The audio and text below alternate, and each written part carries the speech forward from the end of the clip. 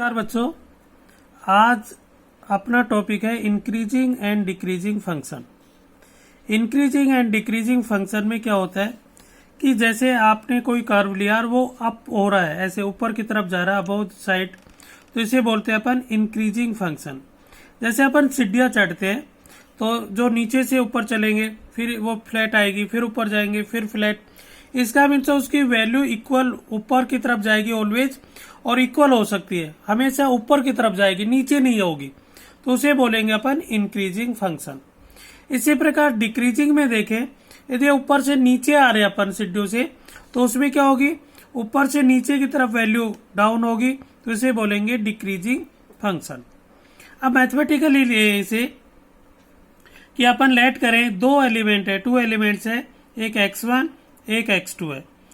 x1 and x2 equal नहीं है, means x1 always less then होगा, किससे होगा, x2 से। तो x1 से जो वैल्यू आएगी वो fx1 होगी, और x2 से जो वैल्यू आएगी वो fx2 होगी। तो इसमें जो कंडीशन है कि x1 लेस देन x2 है, तो fx1 always less than equal to होगा fx2, या इक्वल का साइन हो सकता है।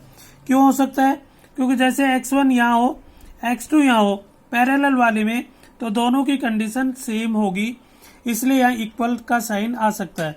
वैसे fx2 ऑलवेज या तो इससे ग्रेटर देन होगा या इसके इक्वल होगा, लेस देन नहीं होगा। ठीक है, तो इसे बोलते हैं अपन इंक्रीजिंग फंक्शन, ये कंडीशन है। सिमिलरली यहाँ देखें डिक्रीजिंग में x1 is less than x2 है, तो जो fx1 बना वो always greater than equal to होगा fx2 से। यहाँ fx1 बड़ा है, यहाँ fx1 लेस देन था, तो fx1 is greater than equal to fx2, तो ये शो करेगा डिक्रीजिंग फंक्शन को। अब यहाँ इक्वल का साइन है। यहाँ है अब next topic strictly increasing function. Strictly increasing function का मीन्स होता है जो कंटिन्यूअस अप हो रहा है, उसमें इंक्रीज हो रहा है, तो इसे बोलेंगे स्ट्रिक्टली इंक्रीजिंग फंक्शन। सेकंड है स्ट्रिक्टली डिक्रीजिंग फंक्शन, जो कंटिन्यूअसली डिक्रीज हो रहा है, उसे बोलेंगे स्ट्रिक्टली डिक्रीजिंग फंक्शन। तो इनमें क्या होता है, यहाँ x1 लेस देन x2 है, तो जो वैल्यू आई fx1 वो ऑलवेज लेस देन होगी fx2 से, या इक्वल का साइन नहीं आएगा।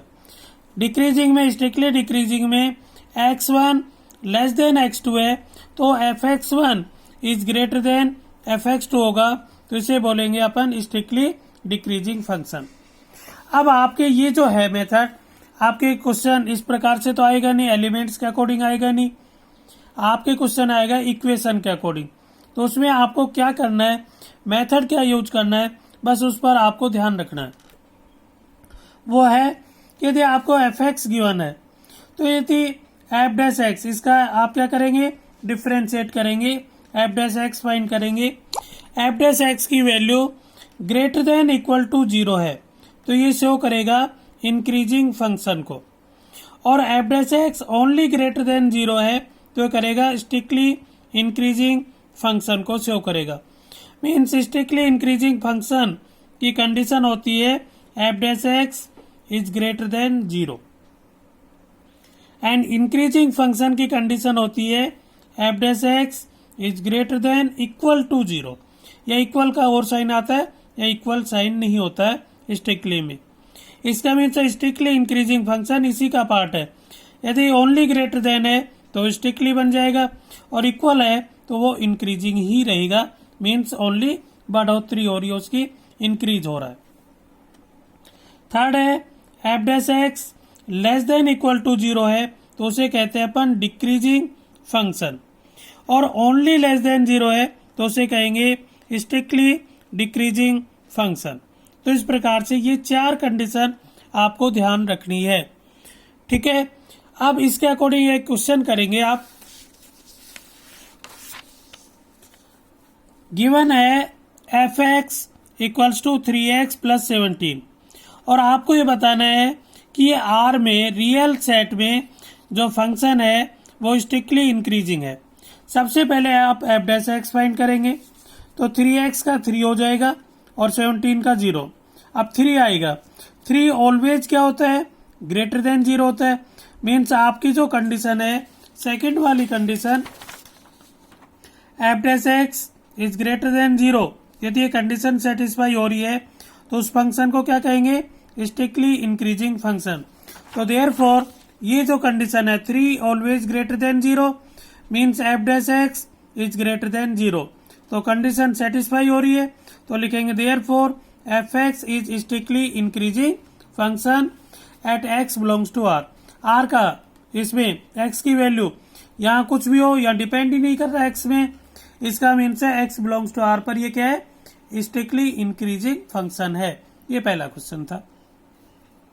अब सेकंड देखिए, सेकंड है f(x) इक्वल्स टू गिवन है, आपको बताना है x बिलोंग्स टू r में ये क्या है, इंक्रीजिंग या ये क्या है, स्ट्रिक्टली इंक्रीजिंग फंक्शन है। तो अपन क्या कहें, f'(x) फाइंड करेंगे, x क्यूब का 3x² हो जाएगा, यहाँ माइनस 6x होगा प्लस 6x का 6 होगा। अब इसमें कॉमन लीजिए, 3 कॉमन आ रहा है तो x² माइनस 2x प्लस 2 होगा। अब इसको होल स्क्वायर में कन्वर्ट करें तो इसके दो पार्ट कर दिए 2 के मैंने 1 प्लस 1। तो फर्स्ट पार्ट जो है x² minus 2x plus 1 and plus 1। अब इसको लिख सकता हूं मैं x माइनस 1 का होल स्क्वायर और ये प्लस 1 है ही। अब ऑलवेज x माइनस 1 का होल स्क्वायर, इसकी मिनिमम वैल्यू 0 या ऑलवेज ग्रेटर देन 0 होगी। जैसे आप जानते हैं कि पावर स्क्वायर में है तो उसकी वैल्यू नेगेटिव नहीं हो सकती। क्यों, जैसे x की वैल्यू -1 पुट किया तो -1 क्या हो जाएगा, -2। अब -2 का स्क्वायर क्या होता है 4, तो इसकी वैल्यू क्या हो जाएगी 4। इसका मीन्स है यदि ब्रैकेट के अंदर नेगेटिव वैल्यू है तो भी वो पॉजिटिव रहेगी, और पॉजिटिव है तो उसका स्क्वायर भी पॉजिटिव रहेगा। इसका मीन्स है इसकी मिनिमम वैल्यू 0 हो सकती है, क्योंकि x की वैल्यू 1 पुट करेंगे तो 0 आ जाएगी। तो इसका मीन्स हुआ ये 0 है, और मिनिमम वैल्यू के अकॉर्डिंग अपन सोचे तो 0 प्लस 1, तो ये टोटल क्या हो जाएगा 1। 3 से मल्टीप्लाई करेंगे तो 3। अब ये इसकी वैल्यू मिनिमम 3 आ रही है, इसका मीन्स है ये ऑलवेज वैल्यू ग्रेटर देन 0 होगी। अब जब ग्रेटर देन 0 है तो स्ट्रिक्टली इंक्रीजिंग है। अब स्ट्रिक्टली इंक्रीजिंग जो पोर्शन है वो किसका पार्ट है, इंक्रीजिंग का। इसलिए क्वेश्चन में कह रहा है कि क्या ये फंक्शन इंक्रीजिंग है, तो आप यहाँ लिखेंगे therefore f(x) is increasing function at x belongs to r। इस प्रकार से आपको ही देना है, ठीक है। अब third question, f(x) equals to x minus 1 into e की पावर x प्लस 1। आपको बताना है x इज ग्रेटर देन 0 पर function f(x) is increasing function है। तो पहले आप इसका डिफ्रेंसिएशन करेंगे, f'(x) equals to x minus 1 into e की पावर x का ई की power x, u into v से डिफ्रेंशिएट करेंगे तो u फिक्स ई की पावर x का ई की पावर x प्लस ई की पावर x फिक्स। अब x माइनस 1 का करेंगे तो x का क्या होगा 1 और इसका 0, तो 1 माइनस 0 क्या हो गया 1, तो यहाँ लिखा 1, और इस 1 का क्या हो जाएगा 0 जो लिखा नहीं मैंने। अब यहाँ ई की पावर x कॉमन ले लीजिए तो यह रिमेनिंग टर्म होगी x माइनस 1 और प्लस यहाँ आएगा 1, 1 से 1 क्या हो जाएगा कैंसिल, तो यह आया ई की पावर x इंटू एक्स, जिससे लिखा मैंने x इंटू ई की पावर x। अब ये बताना ये वैल्यू क्या है, पॉजिटिव है कि नेगेटिव। तो यह गिवन है अपने पास x is greater than 0, means आपको पॉजिटिव वैल्यू लेनी है, x की वैल्यू पॉजिटिव लेनी है, तो ये पॉजिटिव टर्म है। अब अपन जानते हैं ई की पावर माइनस इन्फिनिटी की वैल्यू 0 होती है। अब माइनस तो रखना नहीं है क्योंकि x की वैल्यू ग्रेटर देन है, जैसे 0 या 0 से बड़ी लेंगे तो जो भी वैल्यू यहाँ बनेगी वो ऑलवेज पॉजिटिव बनेगी। अब ये भी पॉजिटिव है, ये भी पॉजिटिव है, दोनों को मल्टीप्लाई करेंगे तो टर्म क्या आएगी पॉजिटिव आएगी, इसलिए लिखा मैंने ग्रेटर देन 0, ठीक है। तो therefore f(x) is increasing function at x is greater than 0। ये है आपका क्वेश्चन। नेक्स्ट है, ठीक है, ये अपन जो सेकंड पार्ट में लेंगे और आप ध्यान से सुनेंगे। Okay, thank you very much.